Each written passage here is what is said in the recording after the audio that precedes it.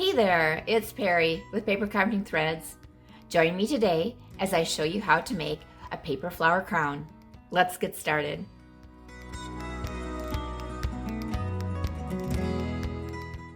The first thing I need to do is add stems to the flowers I made in part 2 of my series. For the sepals, I punched out circles of 3/8 inch, 1/2 inch, and 1 inch. I used the paper piercer end of my Take Your Pick tool to punch a hole in the center of each circle. I cut some random lengths of 22 gauge paddle wire. Then, with a needle nose plier, I made a loop on the end of the wire.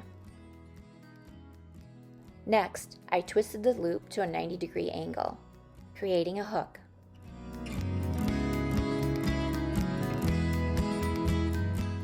Use the 1-inch circle for the roses first.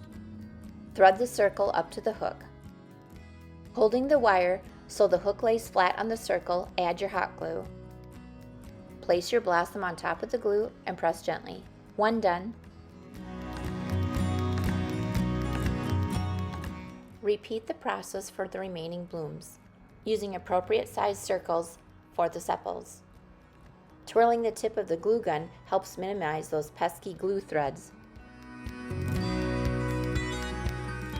I'm using a purchased eucalyptus crown as my base.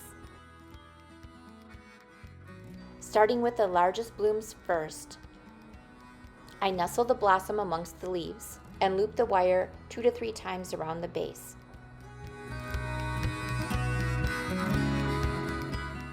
Then I add the next largest blooms in the same manner. I push the leaves aside to make sure that the wire is connected to the base. And I start to make clusters of smaller flowers near the large ones. I varied the positions of the light and dark blooms.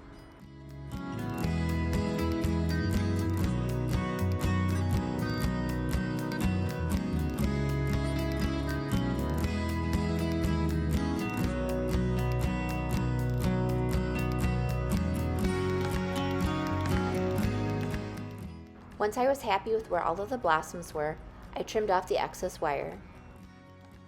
For the filler blossoms, I added hot glue directly to the bottom of the stem and stuck them into the leaves.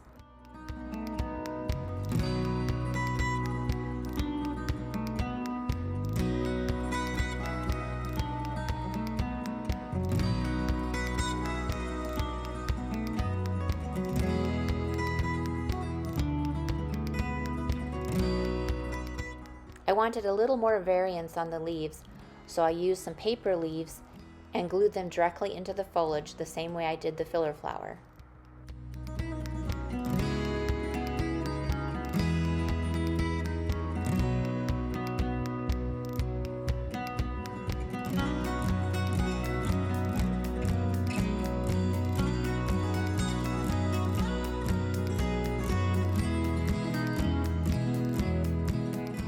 And there you have it, a paper flower crown. Find more details over on my blog at. If you like this video, please give it a thumbs up, subscribe, and thanks for watching. Bye!